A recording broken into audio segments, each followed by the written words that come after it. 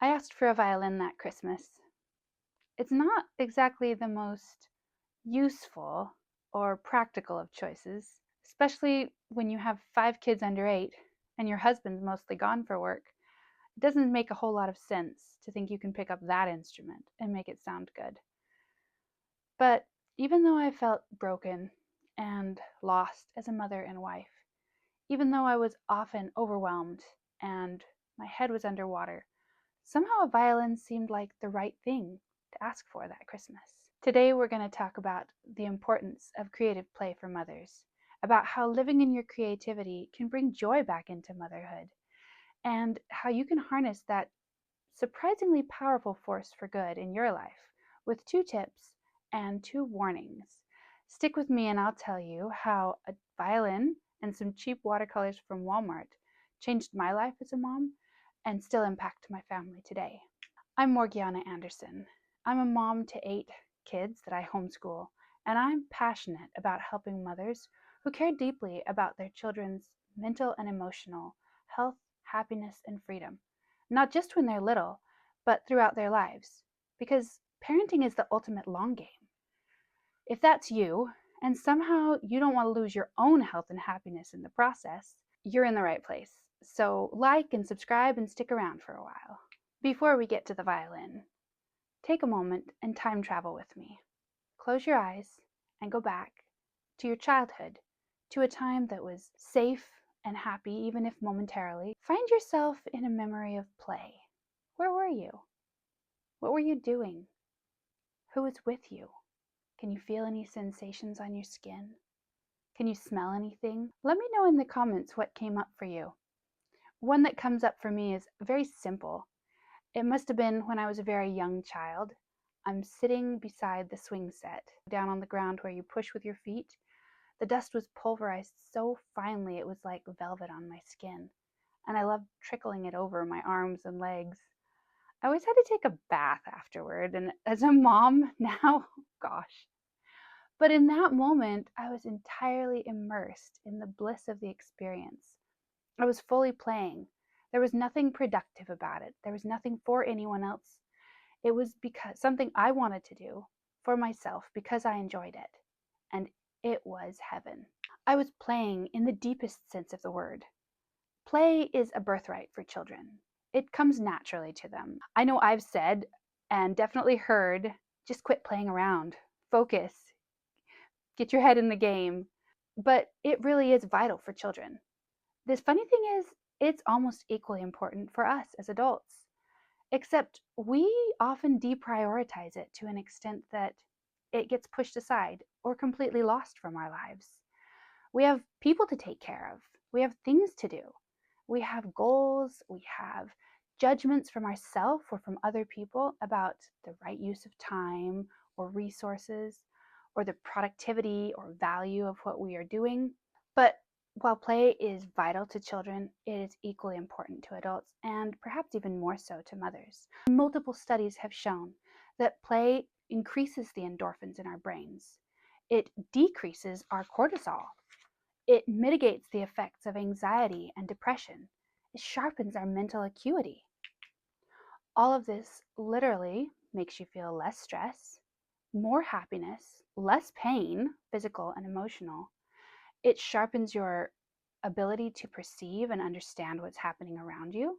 It boosts your immunity and lowers your inflammation.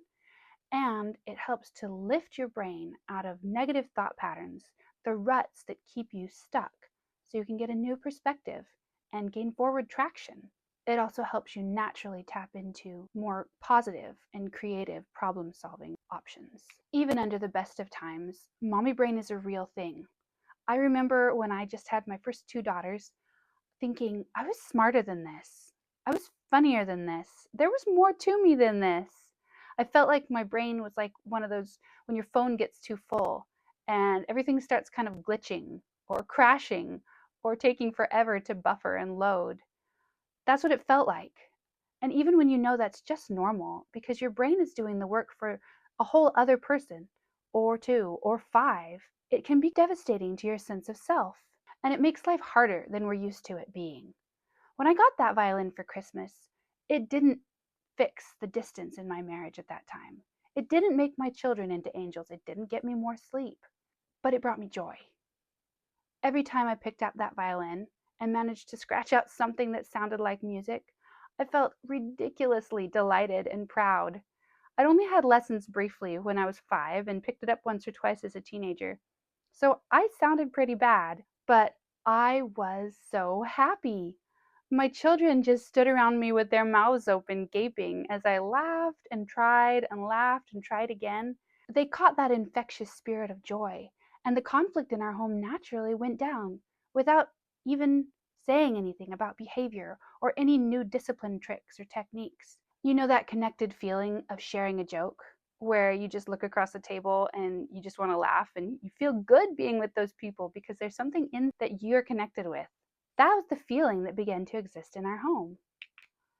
And of course, it doesn't have to be music. Go back to your memory. What were you doing? Was it physical? Were you running or kicking a ball or twirling on the bars? Was it more imaginative, like playing princess or whipping up a salon full of cafe goodies? Was it maybe more imitative? You were pretending to be a mother, you were pretending to cook dinner, or you were actually chopping those things up and having fun with it. Or maybe it was creation with Play Doh or finger paints or the markers. All these things give you information about what play is or was to you, who you were, who you might still be, and what might be possible for you. Think about how you could do some of that in your life now, or maybe try something new. And that's the first tip. Write it down, or at least mentally compile a list of some of those factors. It will give you ideas of what to try, who you were, who you might still be. Pick something you used to like and try it again, or pick something new and see how you've changed. A thing that I did that was new to me was pick up some watercolors paints in Walmart when I was grocery shopping one evening. During that very difficult time, if I could get my children to bed when my husband was gone, I would sit down, get out the watercolors, and put on a YouTube tutorial and start creating. I'm not creative. I never thought of myself as artistic, but the experience was expanding and beautiful. That's not something I did with my children. And that's tip number 2. This can be with the kids, but this kind of play doesn't have to be with them. When I played the violin, I was there in the middle of them, and they could all see me and participate in the sound at least. But when I painted, it didn't work. They were going to spill my water and smudge the paint, so I saved it for after they were in bed. This kind of creative play is for you, and whether the children see you doing it or not, it still benefits you both. When my children would come out in the mornings and find my painting taped to the counter, drying, it was like magic. They would, ooh, and Mom, you're so amazing. And of course, that validation felt good too. Also, both of those things were good because it allowed my children to begin to emulate me.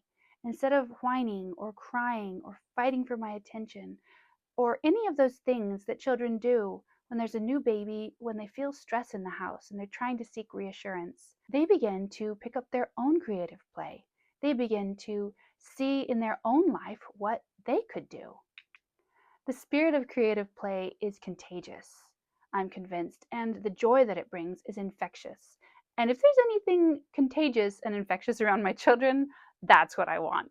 Now, the first warning is don't be too worried about the actual byproduct of your playing.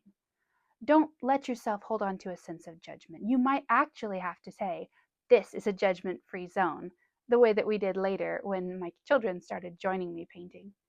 It's not about what anyone thinks. It's not even about if they like it or if there's approval for it.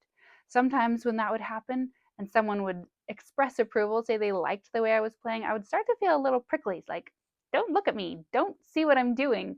Now that's silly and immature, but still, the whole point of play is that it's not for anyone else. It's not about their judgment or your own judgment. You have to let go of that spirit of criticism and just play. Just enjoy the flow of it. This is really important if you choose something like sewing or baking or trying some new kind of skill or painting or, gosh, even running, because they are things that people can see and judge. I know I'm 50 pounds heavier than I was when I ran as a teenager, and I probably look funny, and I know I feel funny, but if I focus on that, I'm not going to do it. If running is your thing, it's not about what you look like. It's not about what people might see. So let go of that judgment. If they like your cake, great. If they don't, if you had a good time making it, that's play enough. Don't let the judgment of other people dissuade you from doing your play. If you're going to feel frustrated or irritated at your children because they're knocking over your water because they want to be with you, or they're constantly interrupting you because they need a quesadilla or something, that's going to be worse than if you just didn't try to play in the first place.